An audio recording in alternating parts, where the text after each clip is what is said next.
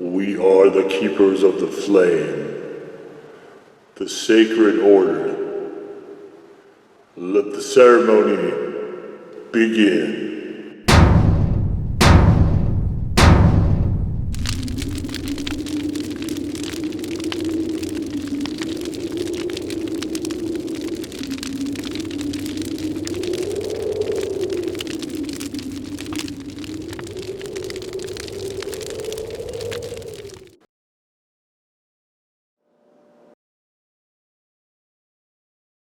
And today, faithful acolytes, we take a look at this.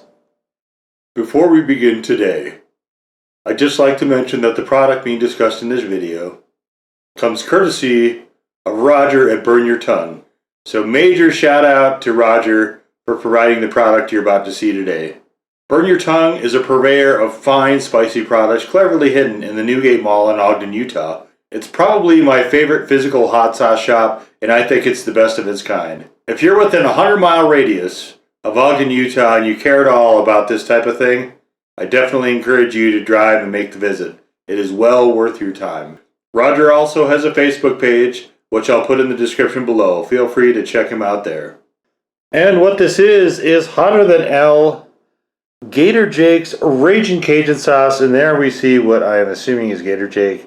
So we have an alligator with some of the beans in New Orleans and a hot sauce bottle in his hand, and I don't know what this thing right here is. This little thing by the L. It looks like a street lamp or something maybe. So, alright, we've got heat with flavor. This is one pepper, which I think might be even pushing it a little bit. If you guys have read the written review, if not, it is in the description. Please feel free to check that out if you're interested. And here we go. So you have distilled vinegar, cayenne peppers, garlic, granulated garlic, salt, cayenne pepper again, and xanthan gum. So I'm assuming that if this is not a misprint, that the cayenne pepper, the second one, is probably a powder. So you can see it's a very typical Cajun sauce, which is runny like the Louisiana style sauces.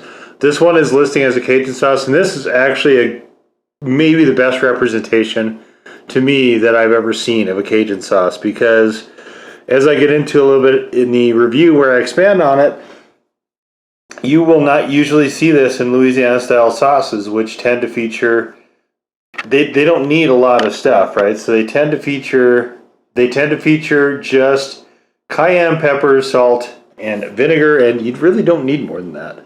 You can have an outstanding sauce just based on how cayennes interact with those things without throwing this in there. And I feel like the more ingredients you put in there, the further you drift from that. However, Cajun style sauce is intentionally meant to do that, and in some ways that can open up the flexibility a little bit, just depending on what sort of flavors you prefer. So anyway, we have this very, very thin, runny sauce, as is typical. We do have a restrictor cap, which you absolutely need for this style of sauce, and you can see it's very little agitation. It's coming out nice and quickly. So let's take a little peek here and see what we have. There we are, and you can see got a little bit of garlic in there. Got some little flecks of cayenne pepper. You can see it is very, very loose, very, very runny sauce, very watery, and it has it's not the almost reddish sauce that you normally would see with the Louisiana style. You instead have this sort of, it's almost like a light orange, very, very interesting looking sauce. So without further ado, let us get to it.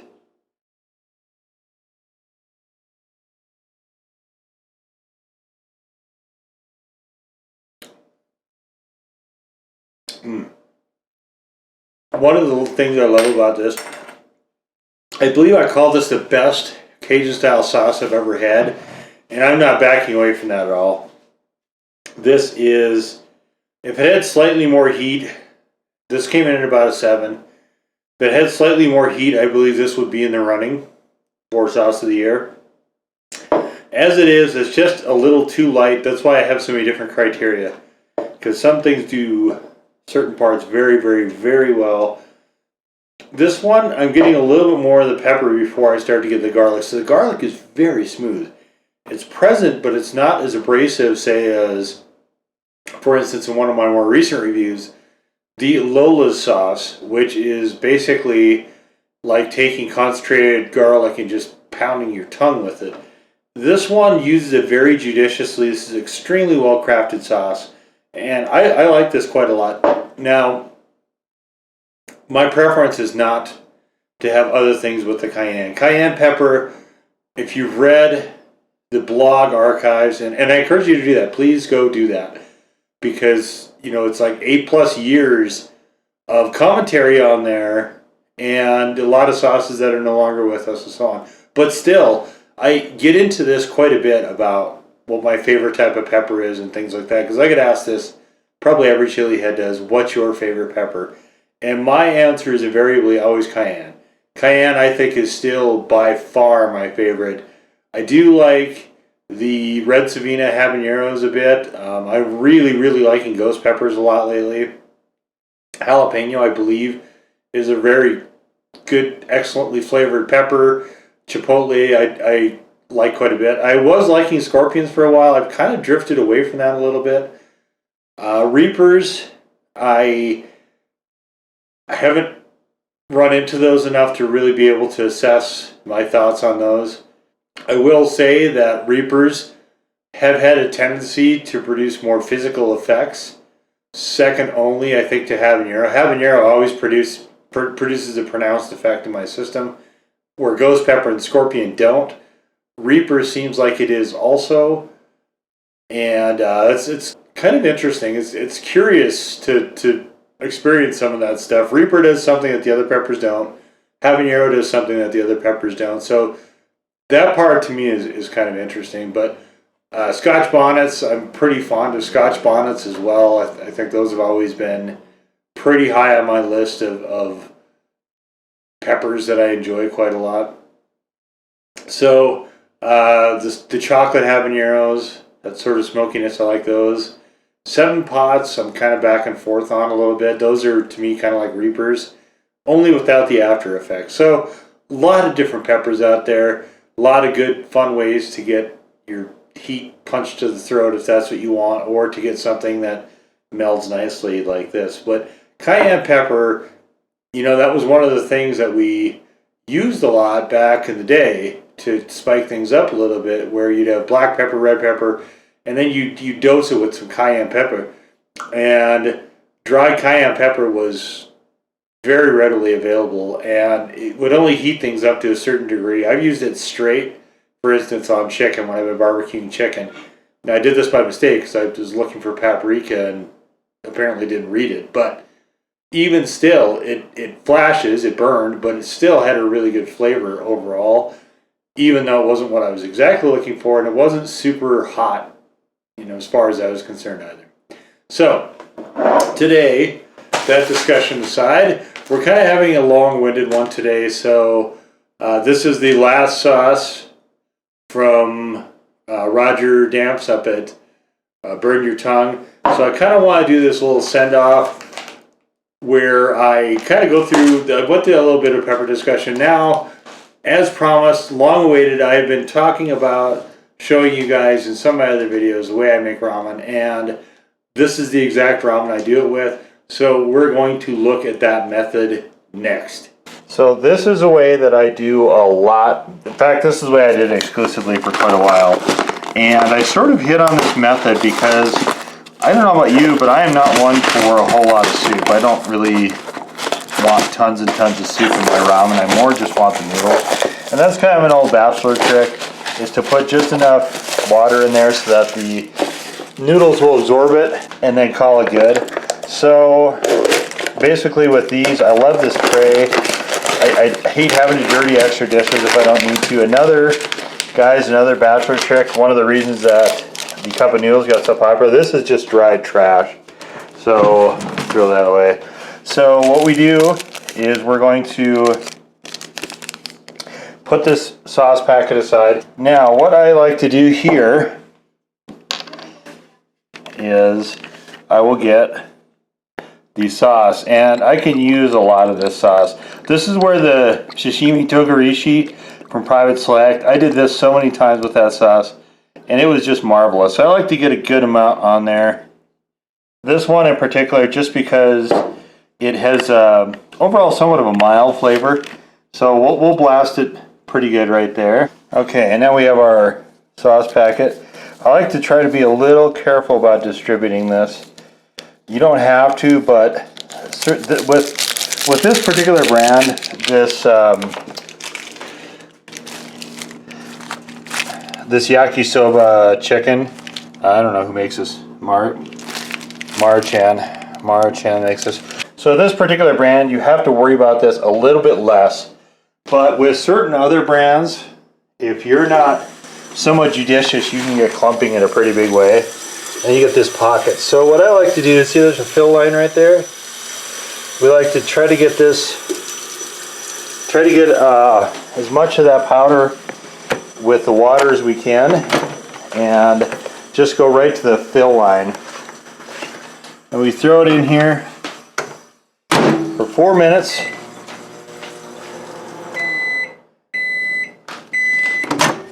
Okay, and then what we'll do is we'll take this, slide this out, get this on a napkin, because this is obviously hot because it's been boiling for probably the last minute and a half or so.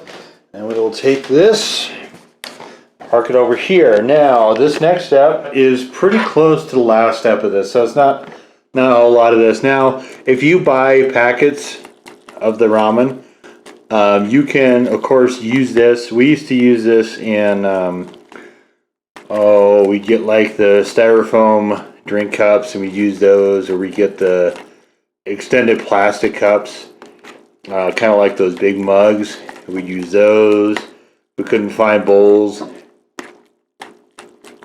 Disposable paper cups if they're big enough. I mean, I really feel like you need something that's at least a pint, so you need at least a 16-ounce glass for most of these things. And there was brown styrofoam ones around for a while. Those work pretty well. So basically, anyway, what we're going to do here is we're just going to give this a good stir, put the lid back on, put the fork on top, and now we're going to let this sit for 5 minutes. Okay, so, and then let's do this first. Separate our napkins. So we're going to take this lid off. The lid is a little bit wet, so I like to leave that on there so it steams them a little bit.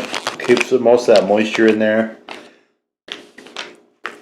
Otherwise, sometimes, even still with this, you can get to the top just dried up a little bit. And then, so then we give them another quick stir here. You can see we got some steam coming off of them. So usually I'll let this go for another, say, 2 or 3 minutes, given just depending on what the ambient temperature is, just so I can get these down to room temperature, because I'm not especially a fan of burning my mouth while eating these.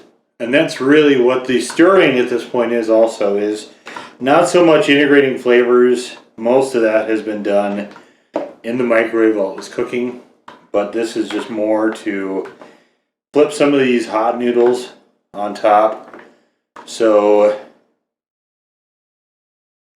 we can get some heat dissipation here, the actual temperature. Now, you can see this is steaming. One of the nice things about these flat trays, and one of the reasons I like this particular brand, the Maruchan Yakisobas, is because of this tray. I think this tray is great, does a good job of a lot of surface area here, so you can really get things to a place where you can eat them. You know, because normally everybody thinks noodles are fast, and they kind of are, but really you're talking, and this obviously is not reflected in the video, but you're talking probably, so 4 minutes in the microwave, sitting for 5 minutes, and then sitting for another 2 or 3 minutes, sometimes longer. You're really looking at a curve of give or take 15 minutes. Now, I mean, obviously that's fast as far as trying to prep everything to make, say, a bacon cheeseburger. You know, assuming you're not going to go buy one. In this age of COVID, we're all learning a lot of different things that we can prepare at home quickly and easily. Because, you know, you get into the chef thing and it's fun to try to experiment and do all this other stuff. But you can only do so much of that if that's not your natural inclination. At a certain point, you go, okay, I don't want to put this much effort constantly every time I'm eating something, you know. So this is one of the things that you try to pick up these little tricks and so on to reduce that time after a certain amount. I always kind of wondered if, you know, professional chefs, if those guys out there, like Bobby Flay or somebody like that, are constantly doing that every time they want to eat something. You know, are they going and they getting like a microwave pizza or Hot Pocket, or are they literally setting up the kitchen for a 45 to 2 hour cooking experience every time they want a light snack at night? It'd be interesting to find out some of those things. That's the kind of cooking show, actually, I hope to one day see. All right, anyway, this is probably cool enough by now, so we're just going to get into this.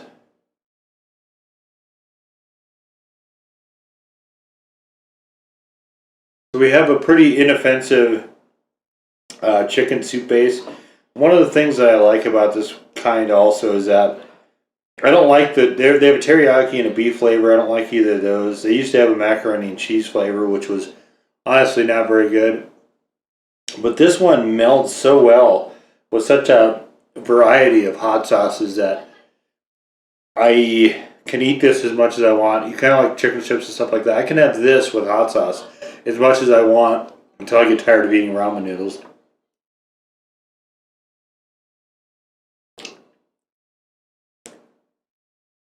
Unfortunately, ramen noodles are one of those things. I've eaten a whole ton of them in my life, so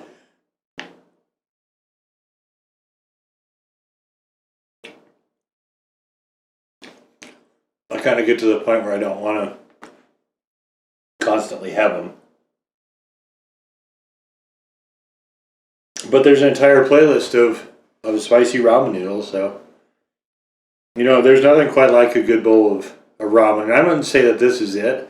I would say this does, like this sauce, nothing will be as good as that togarashi, but this does make these way more palatable. I would never consider eating ramen noodles plain except for those spicy ones, those Korean ones.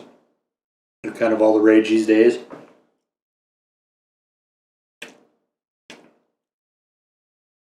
Outside of those, I would not consider eating anything plain. One of the things we also used to do with the other ones, and that's why you see me busting up the noodles a lot. I don't need to do it with these, but we would sometimes bust them up. And the longer you let them sit, the more they'll continue to absorb liquid until they finally get to a point where they can't. But they'll get really, really soft. These, I like to have a little bit of bite to the noodles. I don't like them to be soft, but when they're soft, again, another bachelor trick is you can actually, that's why we put them in cups, because you can just basically drink your meal.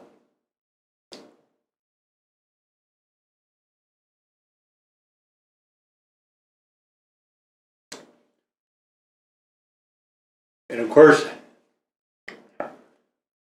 you let it sit that long, and it's cooled off as well. So I'm not a big fan of soup. Soup is not something I enjoy a lot. So I try to minimize it. It also makes these a lot less sloppy.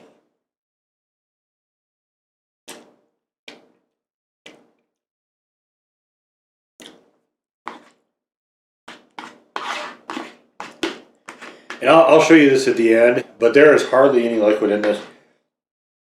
I kind of wish all the noodle companies would go to this.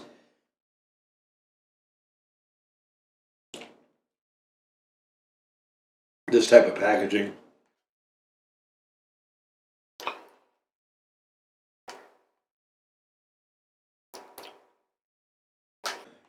It's just so handy.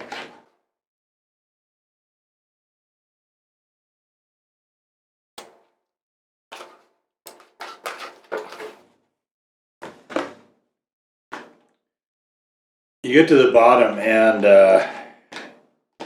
it always gets a bit concentrated, a little bit sloppy.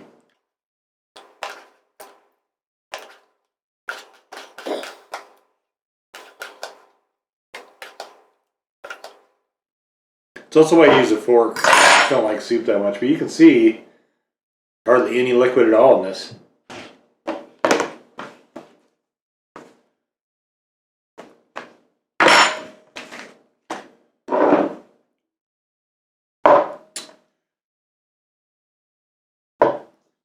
But yeah, this is definitely the best Cajun style sauce I've ever had.